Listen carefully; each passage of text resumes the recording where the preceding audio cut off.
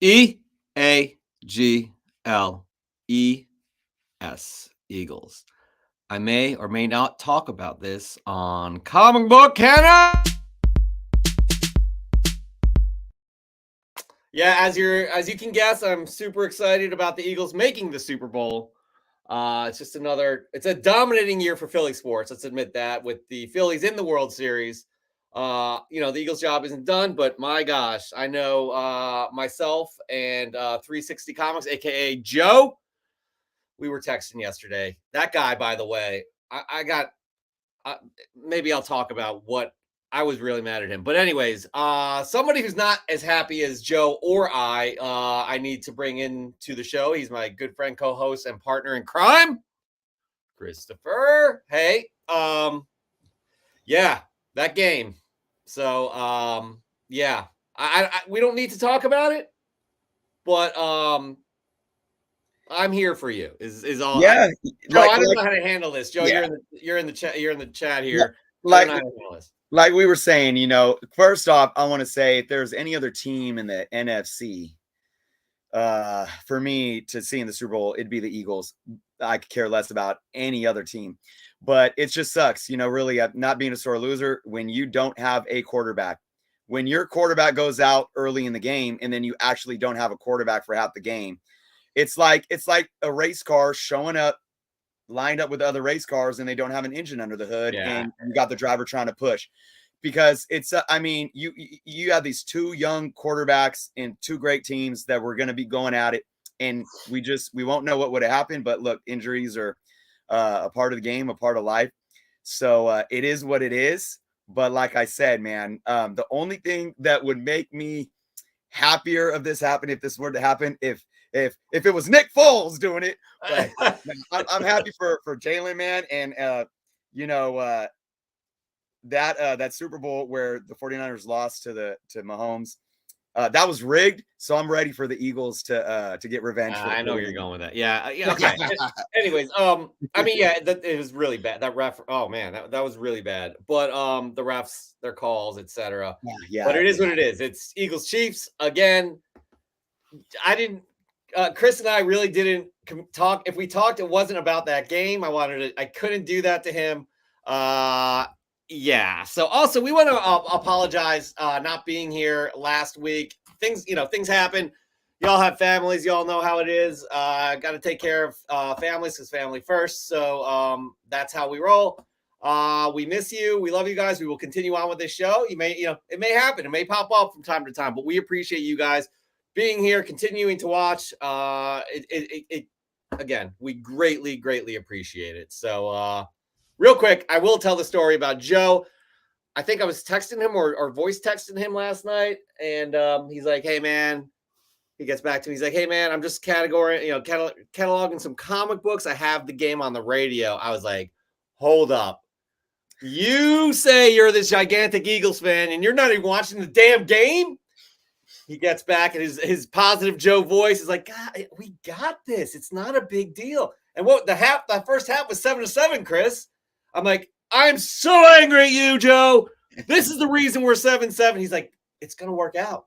I have a feeling." And lo and behold, it worked out. So again, looking forward to the Super Bowl.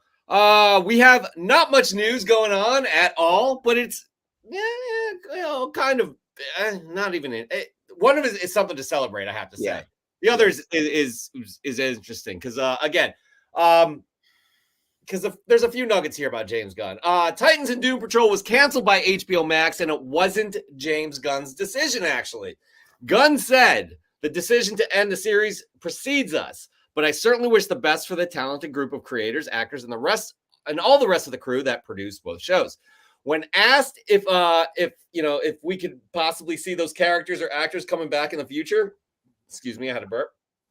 Gunn said, "Sure. What characters, performers playing those characters we keep in the DCU would be my and Peter's call, but that doesn't mean we can keep any TV show running indefinitely." Chris, yeah, they're not in the market to pull favors. They're in the market to create great content with these characters and keep us entertained in how they see fit.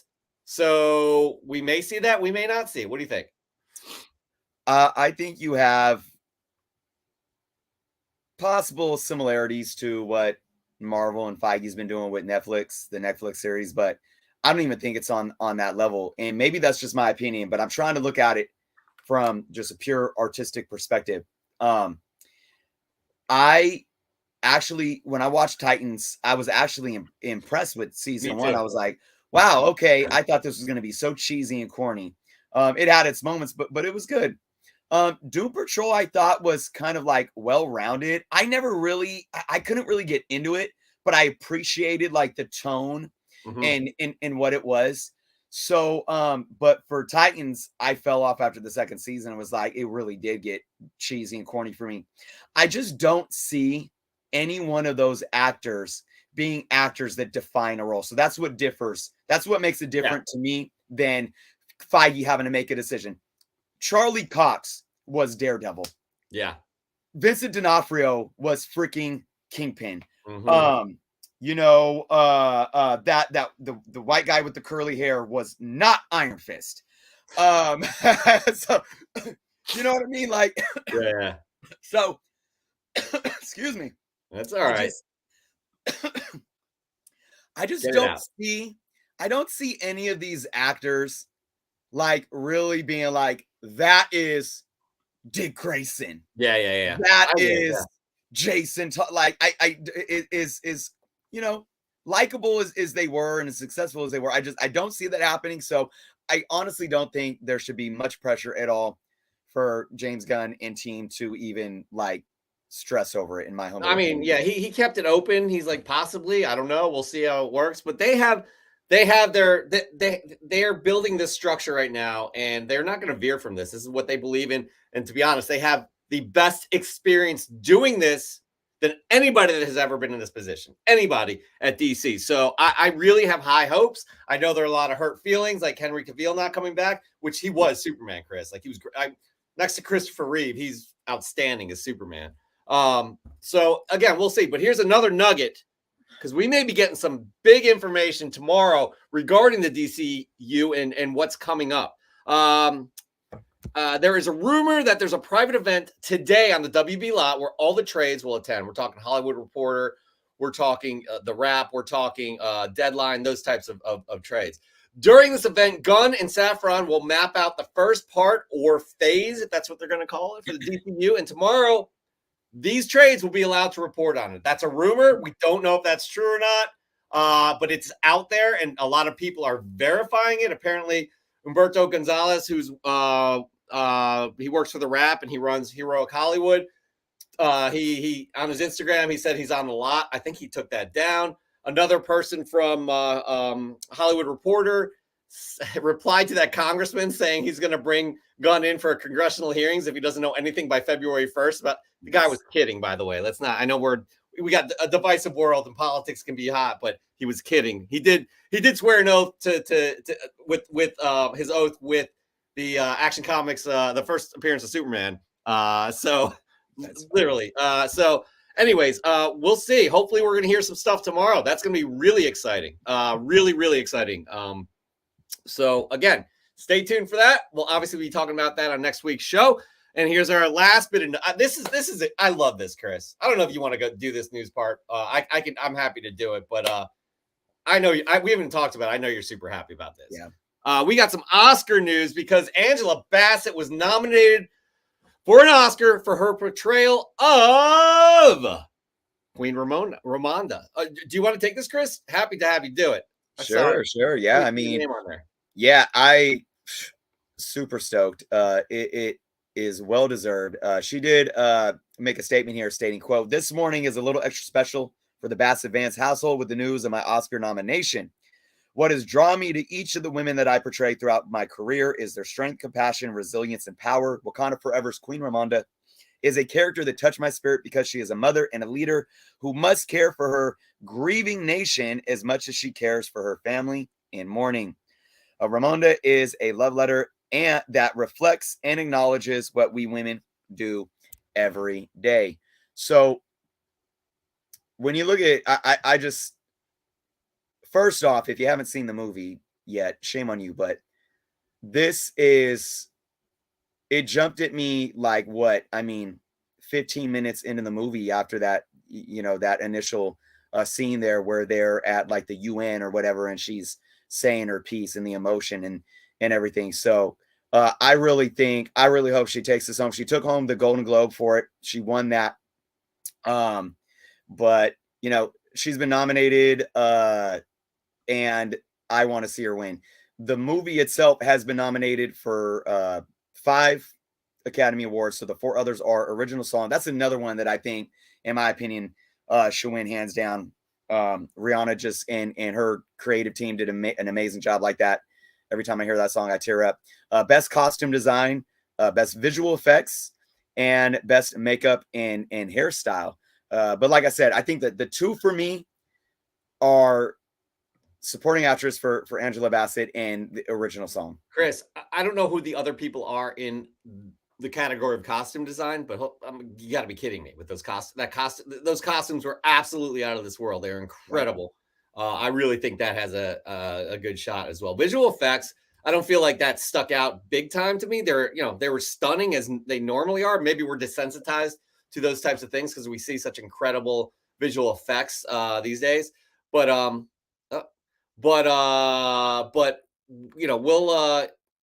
only time will tell.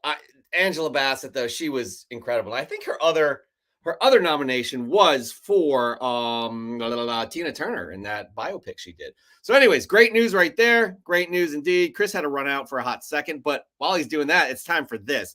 I have to see I can't believe, Joe, you are incredible. You are an incredible human being, and I would nominate you. But here's the deal, guys. We have been very spotty for the past couple months with the Canon, and we, again, appreciate you all watching. I'm shocked that we have 30 people in here tonight because I thought y'all would be like pissed and we're inconsistent. So we really appreciate you all for watching and continuing to support. So why don't we, oh, by the way, Goonish Lurker, that is on my list. Everything, everywhere, all at once. Why don't you say hello to everybody who is in the chat? Yes, Serge Henderson makes his return, and he knows exactly what we're watching. It is Ant-Man on my TV. Great stuff. Thank you, Serge, and welcome back. We got, Christopher's here, by the way. We got Comic Journey. We got Comic Toby. We got Joe, a.k.a. 360 Comics. We got Comic Noob. We got Peter Thornton. We got Brendan Riley. We got Phil Ailing. God, all you good people. Maz's Toy Box. Hey, man, all good. We want to see that FFTC when you get or FFTCS when you get it in. Matt Stadge in the house. Super Crispy. Comics. Raw Dog Comics. Goonish Lurker. I think I already said your name. Maybe I'm wrong. Jacob Comics. Hello to you. Comic Toby, you are, I think you said you're a Dallas fan, but I'll take it. Sean Ryan, again, Sean Ryan showed up last week, as well as Gary's, who waited an hour just to be sure I wouldn't miss it, but no, shit happens. Hope you're feeling better. Reference you on my video. Thank you so much there, Gary. We really appreciate you, and we're sorry again, guys, for that miscommunication. Who else do we have in? Creepy, I always get this messed up. Creepy Cow Comics. Gary, is comics and movies. Wait, Gary, you got 2 different. Okay, that's cool. All good. And yeah, Josh's Comics. Joe, he votes for you to get an Oscar too. Chris, why you laughed? Joe thought he deserved an Oscar for. I saw that for 78 appearances. But Serge, you never have to apologize. Sorry, I took a little time off a little bit. Still going on. How are you doing today, Jeff? How are you doing today, Chris? We are both doing very well because we are on the Canon here with you all. And it's time to start these amazing segments that y'all love. Y'all love to see. Sean Ryan, why are you not checking your Instagram? It's okay if you don't. I'm just curious. Chris, let's just get right into it. Props or flops? What is this segment? Let's do it. Let's do it, guys. All right. Remember, this is where you guys get to participate in this segment. Props or flops. Upload any comic to your Instagram. Use the hashtag props or flops. Make sure you tag me at Journos _comics, and also tag comic book canon to make sure we see it, because hashtags don't work all the time. Tell us why the book interests you. Remember, it could be a book that you just purchased. It could be a book that you're on the hunt for, and we will break down the market live on our show. Now, remember, this is for investment reasons. We're looking at market and value, not because you love the book or anything like that. You might love it too, right? Give us context. What did you pay for the book? If you haven't picked the book up yet and you're eyeing it, what's the book going for? This matters for us to be able to properly say, oh, we give that a props or we give that a flops, because maybe you overpaid for it and we don't see it going anywhere. That's the rules to the game. We are breaking down 3 books today on props or flops. I'm going to reiterate too. Don't forget to tag Comic Book Canon and journos as well, just so those hashtags don't slip through the cracks. That goes for this and FFTC. Yes, Chris, I'm just going to bring up the first one I see right here. Is that okay with you? Let's do it. What do you got? Boom. Look at this. We got, what is that? Pope of Chilitown. I love it. I think that's one of Joe's buddies. Yeah, I do believe. All right. We got 2 beautiful Marvel books here, man. We got Amazing Spider-Man number 122, Death of Green Goblin, and we got Avengers number 47, the first Dane Whitman, before he actually becomes his alter ego. So let's see what he says here. Facebook Marketplace, local pickup. Can I say something too? Again, yes. Guys, we forgot to mention you in the audience you're an important part to this, because we need your opinion as well. Props or flops to you, and why? We love the engagement, so go for it. Yep, absolutely. All right, Facebook Marketplace, local pickup, $275 all in. Even got to keep my skin on both kidneys. That is good. All right, so let's look at Avengers 47. He breaks it down here. He's estimating it about a 6.0. All right. He's estimating the Amazing Spider-Man 122 at about a 5.0. All right, let's see what he says down here. Submitting Avengers for props or flops. Black Knight Key seemed to be on a dip post Eternals, but based on who's cast, his long-term contract, and that we haven't seen him actually as the Black Knight yet. Yeah, remember in Eternals, he doesn't actually take the alter ego. I think these will 100% pop. Again, he's the future of the MCU. I don't know how much role he has. I don't know if he's meaning this by saying he's going to be like a Robert Downey Jr. I don't think he means that, but he's going to play a role in the future for a long time to come. We can obviously assume that. Let's see. He also says here, comments in the way. There we go. All right. He's the future of the MCU, and we've only gotten the tip of the lance. This book was $100 for a solid mid-grade copy, maybe a 7.0 after some CPR, but firmly a 6 as is, he says. Okay, so it looks like he's breaking down the Avengers 47 to be $100, and he paid about $175 for the Amazing Spider-Man 122. So let's look at what these books have been doing on the market. Now, the Avengers 47, right now, your estimated raw average calculation is sitting at about $100. So not bad right there, right? And again, that's it, we are trusting the Pope here. I mean, he is the Pope. That 6.0 is a very solid estimate. Now let's look at some graded sales, and I looked at all grades, and there's very similar movement in all grades. 6.0 average right now in a graded is about 375. At the hype of the movie in 2021, it was at 375. Right now, it's sitting at about 150. So not much up from kind of what it's been selling for raw. But those graded prices are still up from the 2020 average. So that's the average going through December of 2020. So again, I mean, that's a bit standard for a lot of books right now. Post 2020 and 2021, early 2022, we saw a lot of peaks. Then we saw some dipping off, but they're still holding value above what they were, not even pre-COVID. pre-2021. Because remember, the COVID market started to boom in 2020, and this book is still above that. So I think that's pretty solid. Now, let's look at Amazing Spider-Man 122. This is so funny. Guess what an estimated raw 5.0 average is right now, Jeff? Let's see. He paid $275 for them both. He said he estimated that, or he said he paid $100 for the Avengers 47. Guess how much it estimated ASM 122 in that grade? It's not fair because I have the notes right in front of me. So I'll just say $550,000. Right? 175. So that puts, for both books, that puts him right at the average fair market value, of course, trusting that his grading skills are decent, right? Now let's look at this. Graded copies have dropped off slightly over the past 6 months, but are still trending higher than 2 years ago. So that's about January, February of 2021 even. So props or flops? I'm gonna look at these separately, okay? ASM 2022, he paid average fair market value what it's going for right now. I give that book props all day long. All day long.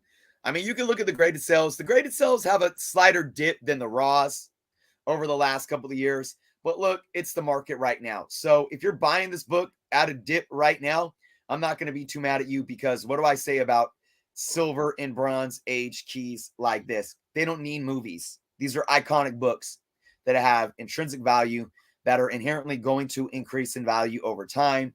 Hands down, you know, even with the uncertainty of the market right now, 5 years from now, this book, in my humble opinion, is going to be worth more than what he paid. Now, let's look at Avengers 47. You got a little more volatility here because this book was hyped up by the movie. It's going to take a lot for this book to even get back to that hype, because here's the thing. Even if we get the trailer or we get a movie, we know that whatever his name is, Jon Snow, I forget the actor's name, that's playing Dane in the movies. Even if we see him as Black Knight, the market is what it is right now. And I think it's going to be tough for this book to even peak at what it was. I think it was selling for I think it hit close to 500 at the peak. I think the average was about, I said it, 375, right? The peak hit about, it was an outlier, hit close to 500. But with it selling for about 150 right now, I mean, we could see that double again, depending on what the market's doing, depending on when we see him in a movie again. We don't know when that's going to be, but props or flops for this book. Look, it's, like I said, it's down. He paid $100 for it. It's a bit more risky. I'm still going to give it a props because it is a Silver Age book. And I still think that in 5 years from now, this book can be worth more than what it is. But I can almost guarantee that in 10 years from now, this book is going to be worth more than what it is, because we're going to have your random run fillers of these Silver Age books that aren't even keys, that are in mid-grade, that are going to be worth $100. I mean, that's going to be happening in probably 5 years, the way these books are moving right now. So again, it's going to be hard for this book to hit what it hit in 2021 because of that movie hype, even with more movie hype. But I still give it a props because of it being down and what it could do in the future. I think this is a solid grab for both of these books right now. All right, before I give you my opinion, we give you Joe's props. This was local to my area, and I'm bummed I'd missed it. And the Pope of Chili Town is here in the house. Boom. Yeah, boom indeed. I think it's a full-on props as well, because here's the deal. Obviously, these iconic issues of Spider-Man they're just somebody actually said it was like it's no risk at all, because you're gonna at least get your money back, and I completely agree with that. I'm big on Dane Whitman here. I think he's going to be a major player in the MCU. I think he's going to be in the next iteration of the Avengers. It's going to happen because you got a guy like Kit Harington, who is the actor playing Dane Whitman, aka the Black Knight. He's gonna be back. Trust me. His introduction was a little was left to be like wanting more. Right. But I really, really do believe in both of these books as props. No doubt about that. 100%. And I think a majority of people in the comments, actually, there were no flops. No flops. So yeah. So again, we appreciate you guys giving your opinion because that's part of this whole segment too. It's a major part. So yeah. All agree. Props. Everybody across the board. Good job, Pope of Chilitown. And I'm pretty sure, Joe, correct me if I'm wrong, that Joe is pissed that you got those books before he did. Joe, just admit it. All right, Chris, we have another props or flops submission. What do we got? All right. Let's bring it up. Oh boy, the most overhyped character ever. Some people will be pissed about that. Oh, I know. I'm gonna get the haters. And it's funny because this is Deadpool's this is his segment. So oh yeah, it's true actually. Yeah. Anyways, Comic Rhino. Thank you so much, Comic Rhino, for the submission here. We got a 9.0 CGC graded book. Let's read what Comic Rhino wrote. I recently decided I needed to focus more on buying big keys of characters that I really like. Venom was the first series I collected as a kid, but I already have a main Spider-Man 300, so I had to move on to the second series I collected, Deadpool. I stumbled upon an auction for New Mutants number 98, Australian price variant, and was the winning bidder, picking it up for $8.90, Australian dollar, or which would be $612 USD. He's from Australia. The cherry on top was getting a 7% discount on the price, which brought it down to $569 USD. The only thing that concerns me is the different release date. What do you think? Okay. So here's the thing. All right, let's do this because this is a very interesting situation here. This is not your standard copy. This is an Australian variant. Now, we know that Canadian price variants tend to go for a little higher most of the time. We know that UK price variants tend to go for a little bit lower. So we got to look specifically at what this book is doing on the market. Now, we're going to compare the two here. We're going to compare the standard edition in a 9.0, okay? 9.0 current fair market value is $375. Wow. So that is much lower than what he paid for this book. And again, this is graded 9.0. The peak was about a $500 average at peak, which was about 1 year ago. That's a 25% drop off. It's currently trending right around where it was 2 years ago, around January of 2021. So how does that compare, though, to the Australian price variant? So the only data we have, check this out. The only data we have is his sale. His sale in a 9.0. Oh, really? Yep. That's crazy. That's what we have. Now, what do we let's go to the next best thing here. We're going to go to a 9.2, which is $711, which was 2 months ago. Man, this is tough. But here's one thing that we do know in that seems, because, let's go to an 8.5. Let's go one down. Now, this was in 2019, guys, before COVID hype and anything. But when did Deadpool 2 come out? 2018? Yeah. Yeah, I think it was after that. That sold for $545. So the one thing here is that it does seem that the Australian price variant is commanding a premium. So that's a good thing. This is really tough to gauge because, I mean, you had a 9.2 sell for $660 in May of 2022. So, I mean, it's been holding its value. And there's not many sales to gauge from. That's why it's hard for me to sit here and say, well, what's the actual value for this? And do I give it a props or flops? But what I am seeing is this. He's a little above what an 8.5 sold for almost 4 years ago. And he's well below. I mean, he's $140 below what a 9.2 sold for just a couple months ago. I think that's a solid kind of in between there. I'm going to bring up another thing that I think is important, Jeff. Go for it. And that's the fact that when you're in Australia, you don't have, and even the UK or other parts of the world, you don't have the means to get your hands on books like many of us in the States or even in North America, Canada have. So here's the thing that I think supports Comic Rhino here. Not only do I think he paid a decent fair market value for this book, but he kind of benefited from being in Australia, which doesn't happen much because of the lack of access, because the Australian price variant commands a premium. Oh man, props or flops? Most overrated character ever.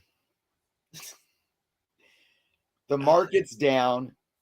This book seems to be doing decently well in the market because probably of its scarcity. Oh my God, Jeff. Oh, what do I do? I am going to give. I'm going to give it a props. Ooh. I'm going to give it a props. Now, let me explain something here.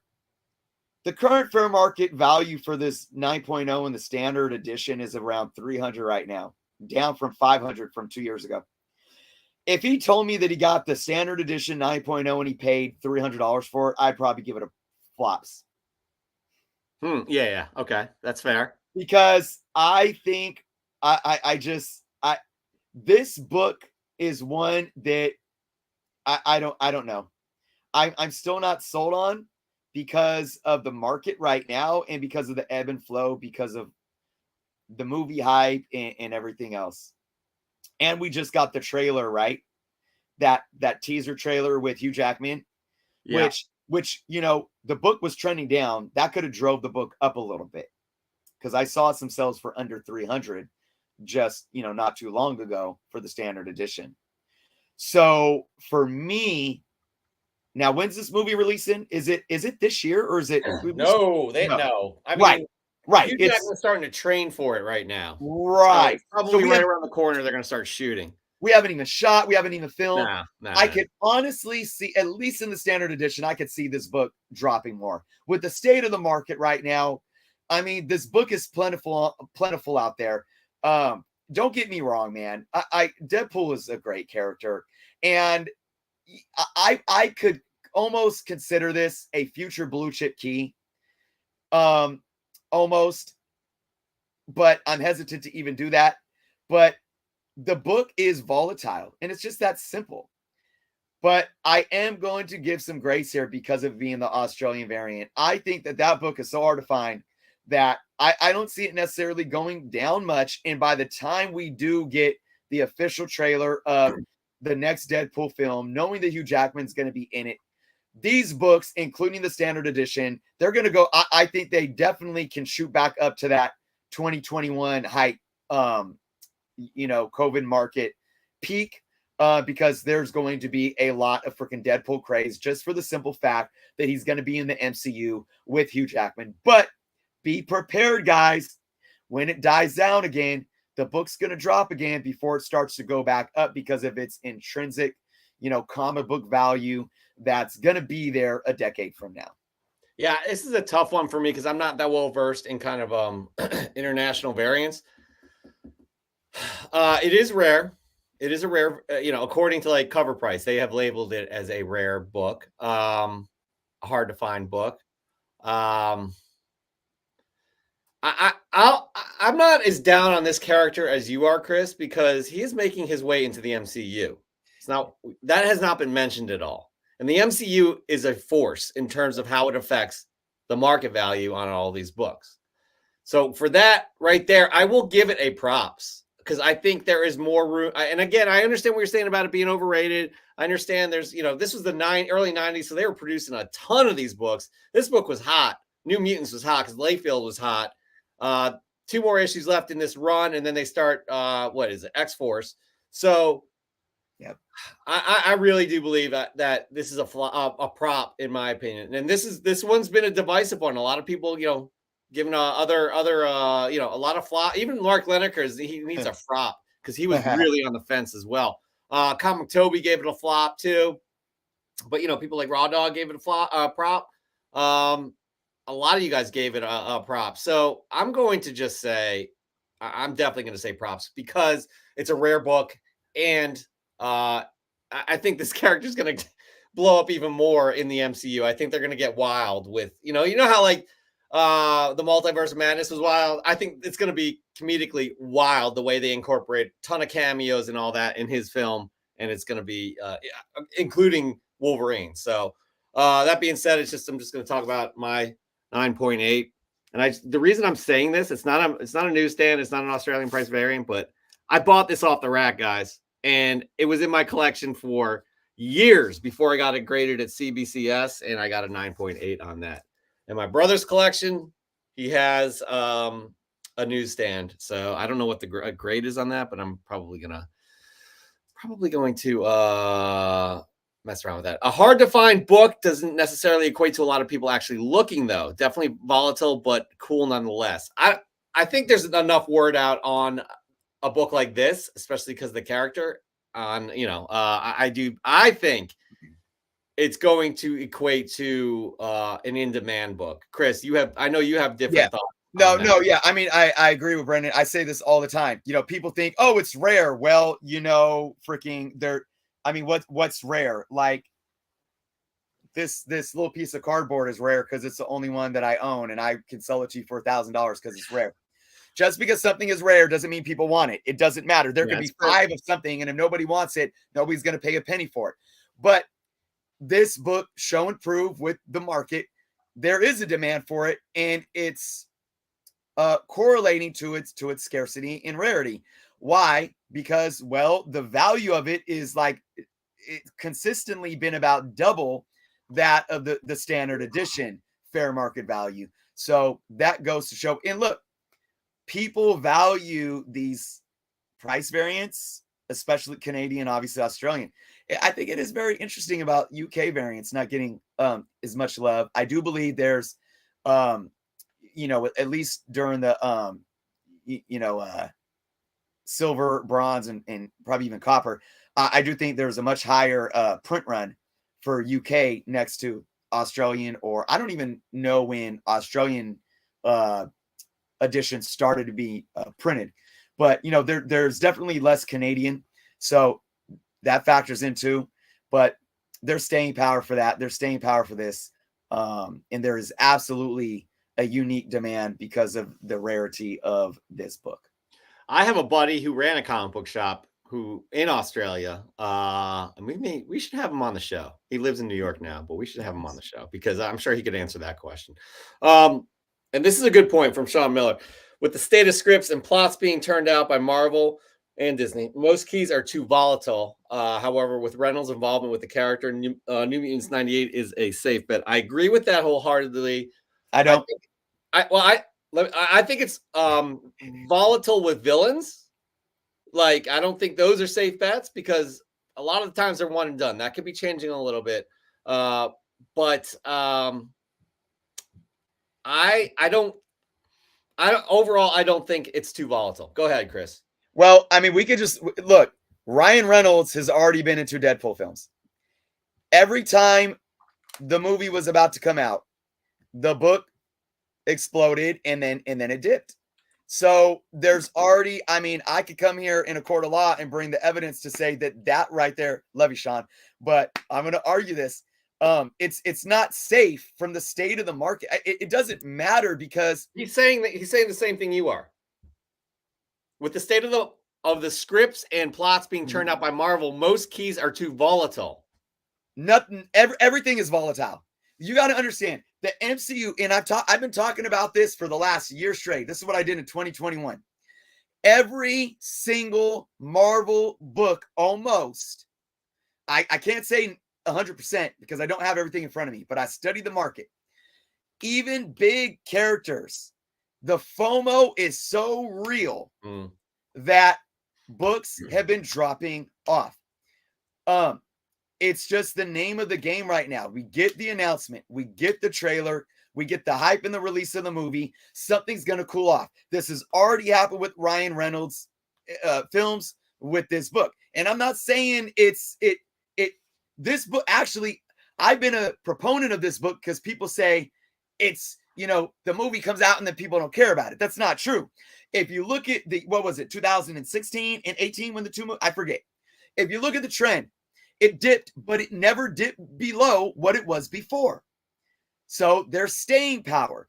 Yeah. So what I disagree with is the fact that there is no volatility in this just because there's Ryan Reynolds.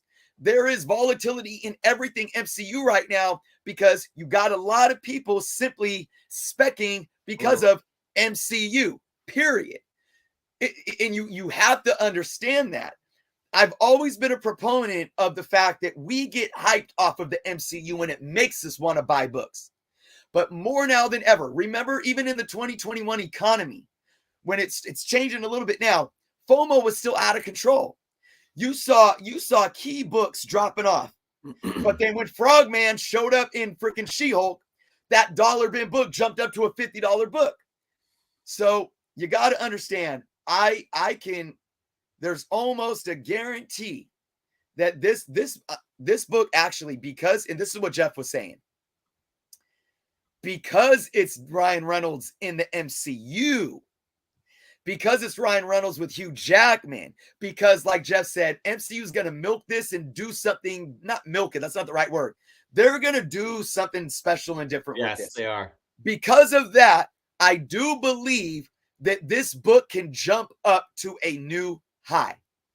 But best believe, after all that dies down, it's going to go down some again before 10 years from now, it starts, going and hitting new highs because of the intrinsic value. That's all I'm saying. There is nothing is bulletproof just because it's empty MCU, just because so many, and you could label them however you want. Oh, they're not real collectors. It's flippers. It's speculators that don't even read comics. It's normies. It doesn't matter. It's people with FOMO. It doesn't matter. People have forgotten that books are inherently valuable, and that just because a character is going to show up in a movie or TV show doesn't mean that you need to flip out like a dope fiend and give me, need it now, and take a $1 book and pay $50, $60, $100 for it. But yet that's now the mindset. So we got to kind of balance things back out, hopefully over the next couple of years with that. But I don't know. Yeah. Hope that makes sense. I like what Brennan Riley says. 9 times out of 10, the average value of a key book prior to MCU hype spikes is likely what a book will drop back to after that hype dies down. Price history is important to pay attention to when investing. Yep. Chris talks about that quite a bit. We got Issues Only spec on cool art, a great story, or your favorite character. You can never go wrong. More and more I see spec and variants, and FOMO makes me glad I collect Spidey. As long as I can remember that title is as safe as collecting gets, it's kind of true. Anyways, but and Pope of Chilitown, if I'm hearing you right, buy Hypno Hustler now at any price. Is that that's what you, Chris? You said that. You said that, Chris. What? I'm just kidding. All right, that right there, that wraps up Props or Flops. We love this segment because you guys are a part of this segment just as much as us. Your opinion counts probably more than ours. One more time, Chris, give it to them. What can they do? One more time. Again, this is for investment reasons. We break down the market. Upload your comic book that you just purchased or you're in the hunt for to IG. Use the hashtag Props or Flops. Make sure you tag Comic Book Canon. Tag me as well, journals_comics. Tell us why the book interests you. The more information, the better, so we can give a valid Props or Flops. Tell us what you paid for it or what the sticker price is and what you're looking for. We will break it down on the show. On the show, that is right. And again, that was a lot of fun. I love doing this segment. I love your participation. Audience participation is huge. Our next segment, audience participation, it's all about the audience participation. I can't remember what the segment's called, Chris. Can you please remind me? Well, Jeff, I've been actually, I lied.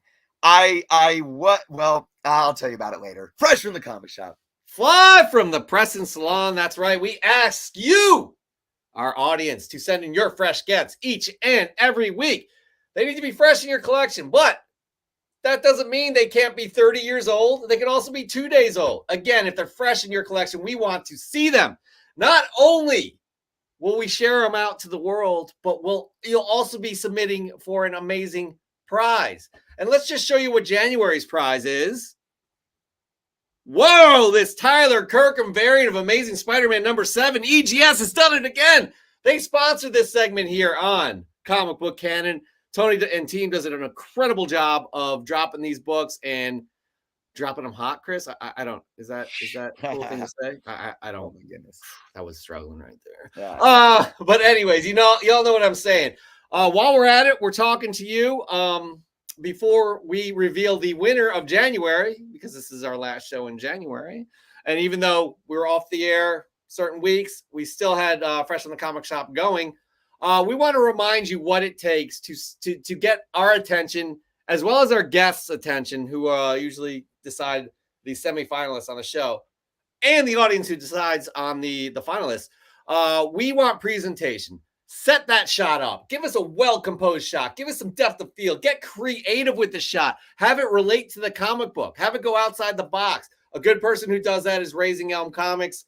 Quite incredible, the submissions we've gotten from him. Check him out. We also want unique books. Give us a unique book. That doesn't mean it's $30,000, but it's unique. Mark Leneker gives us almost every week some unique books that you may never have heard of, as well as a nugget of information about that book. But this really goes a long way, and that's tugging at our heartstrings. Tell us a story behind this book. What does this book mean to you? Could it remind you of your friend who got you into comic books, your first comic book that got destroyed in a flood? It reminds you of a family member who introduced the love of comic books to you. Tell us what this book means to you. And again, that will go a long way. But those are the three criteria we basically go off of. And then from there, you guys have the semifinalists, and bam, you have the audience vote on that. We get 2 finalists from that, and bam, you all vote for the finals. And our last semi-finalist, where is it? Why, Chris, I don't see it. Oh, don't tell me I didn't upload it. This is pathetic. Chris, just entertained. Can you do a tap dance real quick? I can't, but I'm struggling. My mom used to tap dance. I gotta load these things. I don't know where they are. They should have been loaded. All right, here we go. It's coming up right now. Thank you all for your patience. C to the G is in the house, by the way. All right, so for the semis, Crispy Comics beats Into Oblivion. Crispy Comics, again, that's a good representation of depth of field right there. Very creative shot, because he made that Hulk stand, by the way. And then from the finals here it is, guys. January finals. Who's gonna win the Amazing Spider-Man #7? That Tyler Kirkham variant cover, and it is Super Crispy.Comics beats Son of Comics with the Amazing Spider-Man 800 setup right there. So way to go. Congratulations, Super Crispy.Comics. Awesome. Thank you all for participating in January. We're gonna have a new book for February. Tony will get us that. Yeah, so why don't we just get into your submissions, because that's what it's basically all about. Speaking of Son of Comics, check this out. That's right, Street Fighter #1, the Delato Akuma Virgin variant, another amazing comic drop. Another amazing drop by Delato. The Master Delato is fantastic. There's no denying that. But I'll tell you what, Son of Comics does like his Street Fighter. And as you know, it's Red Hulk approved, Chris. Chris, forgot to ask you, do you have books to show off today? I have one, and I have a story to tell. So we all like stories. Wait a minute. Super Crispy corrected me. His friend, first of all, that's his reaction to knowing he won. And then his friend at Malver Designs makes those stands. And I like those stands a lot. I do. But by the way, SuperCrispy.Comics also works with leather, makes wallets. Very, very creative individual. All right, here we go. Second up, we got 630 Collectibles, aka Matt Labno. We have happy to have these two back. I sent them in January of 2022, and that's one of the reasons I've been turned off by getting books graded recently. But at least they are back home now. Really digging those Silver Age, Amazing Spider-Man, and X-Men. Glad you finally have them back after a year of waiting on them. Chris, not that many submissions. This is probably what happens when we don't have a show every week, which is cool. But I'm, again, very happy with our audience right now at 33. I'm just going to go first. Are you cool with that? Yep. All right, let's just do it. Guys, I've been talking about this series. I'm loving this series. I'm loving the covers of this series, but this is really kind of a lame cover, but I just had to pick it up. This is 8 Billion Genies. It's the first issue, the local comic shop day variant, which is basically this. So you get your favorite artist to do a little whoop-de-whoop, and you have fun with it. But guys, I love this series. I love it. I have a feeling this will, just because it's picked up by Amazon doesn't mean, just because it's picked up by any studio doesn't mean it's going to go to production.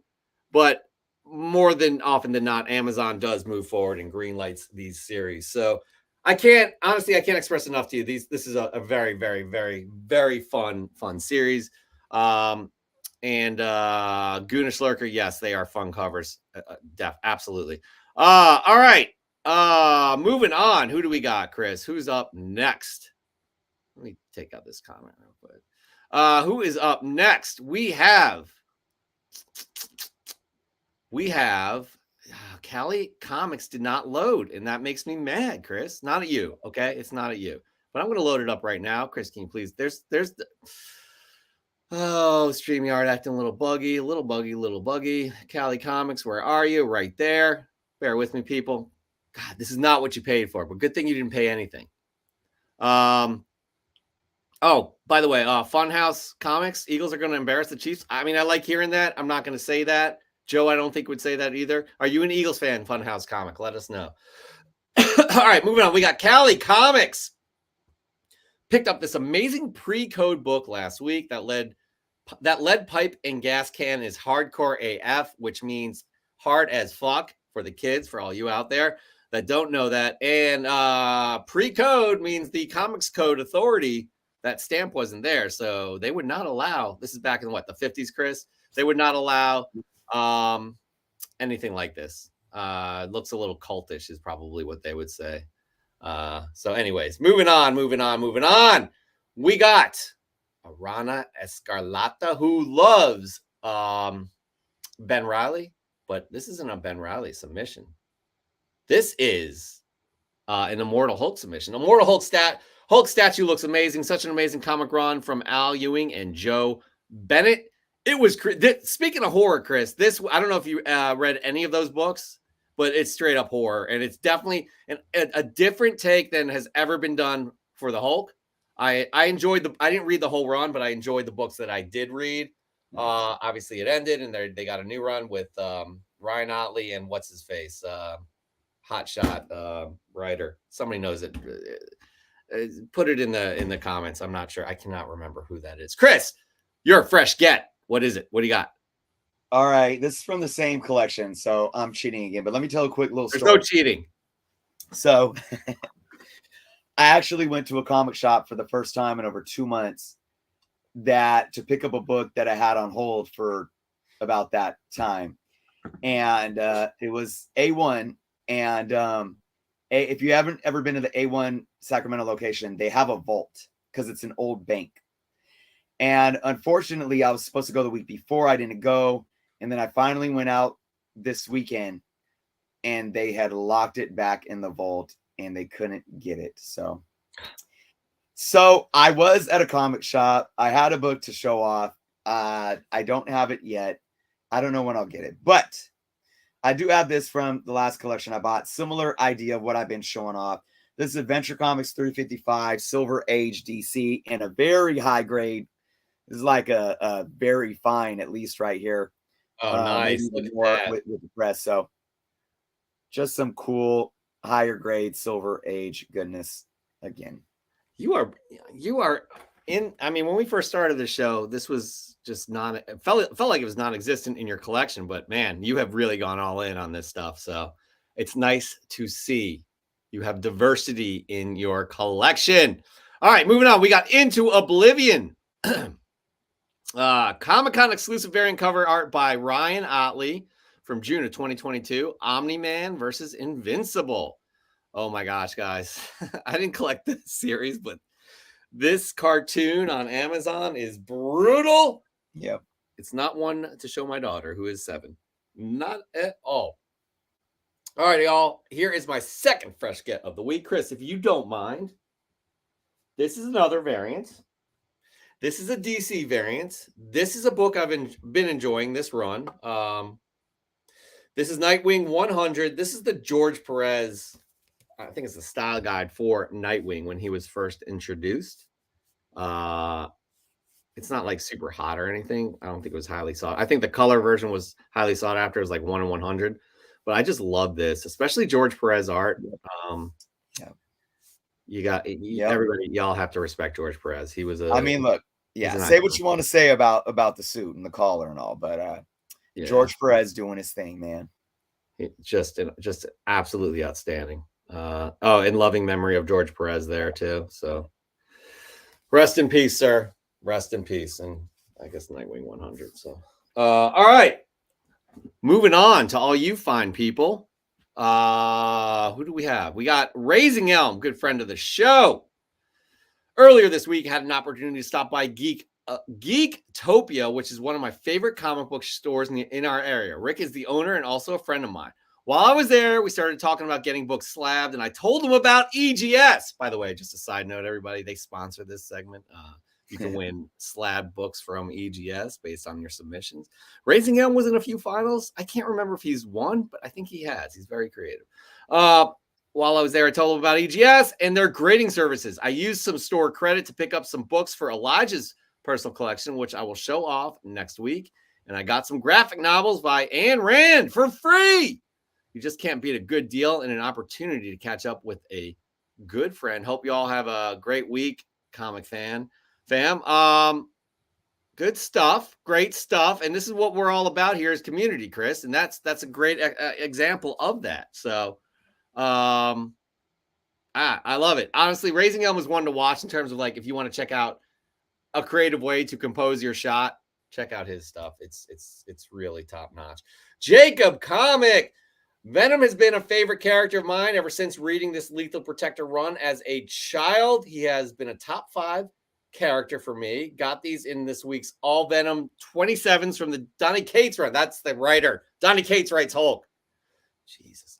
First appearance of Codex. Some of the more rare variants. This run got a little stale for me, but the covers never did. The covers were always incredible. So those are some great pickups there, Jacob.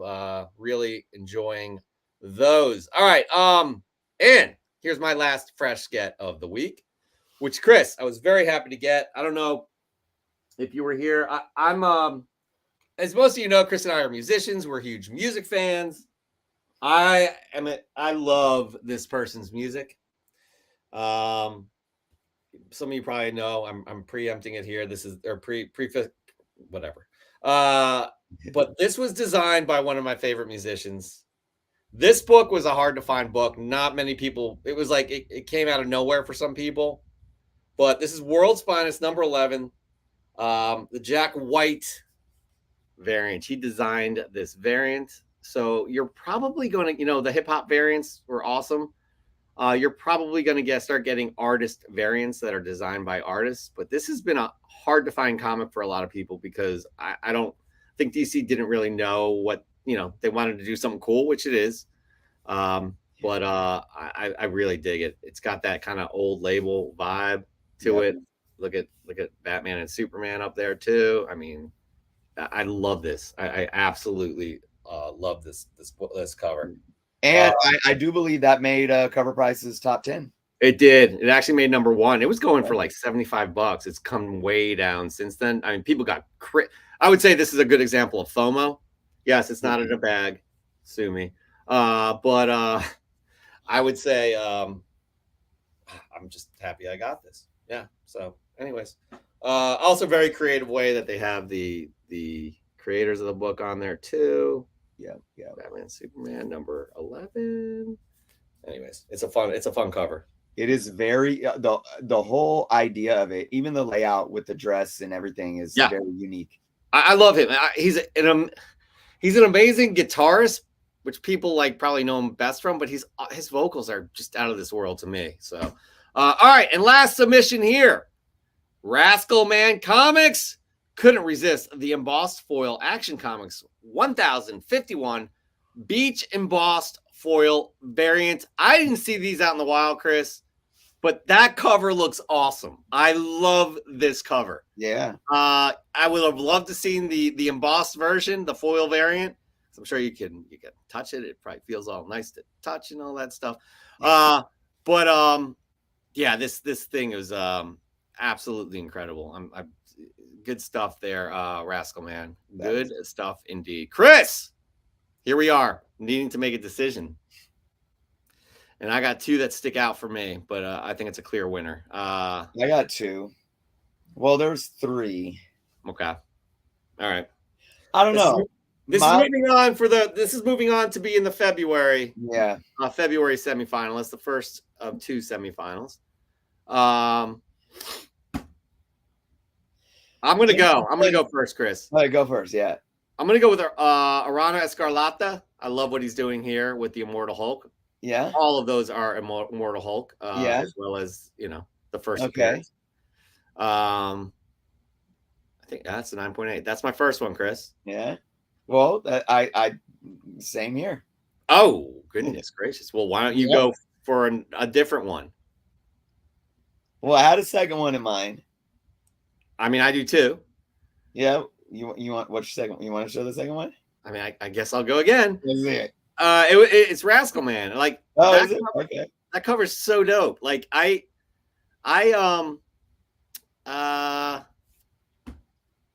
Oh, Josh, yours didn't show up. Time out. I'll get to that in a second. But yeah, these are my two.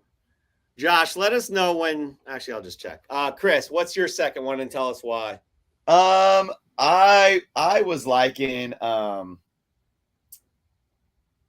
the Vault of Horror. I just all around just the horror. Oh, vibe. That's a good one too, Chris. Yeah, and where is that? That was but I mean, Arana doing the thing. Where's that one? The Vault of Horror one. Yeah. Why can't I find it now? Oh, there it is, right here. Yeah. That is dope. It just looks so cool too. Yeah, I'm looking at Josh's here too. Josh's comics. January 22nd, he posted it on. So, was that was right here. Sorry, Josh. Really sorry about that. Let me get to Josh's right here. Oh, I'm a disaster. Is this it? Yep, this is it. A very nice high grade of Batman Detective Comics 583 was added to the PC. And my ever-growing Batman Rogue Gallery collection picked it up at a Philly Comic-Con last Sunday. First appearance of Scarface and Ventriloquist, two favorites from Batman the Animated Series, which I grew up watching and a big part of my childhood. Look at that. Is that a Mignola cover? Oh, yeah, that's a good one. That's a great cover. Josh, apologies there. Apologies. Let me know if that's the one. I'm pretty sure it is. So, yeah. All right. Well, so we have one that's overlapped, Chris. Yep. Got to go with that. Arana Escalada, you are moving on to the semifinals. You go up against next week's semifinalist. That's right. Next week, next Monday. So congratulations on that. Y'all will be able to vote. I got to say again, Chris, like, we've been a little bit inconsistent, and apologies for that. Life comes first. All of us are dealing with something.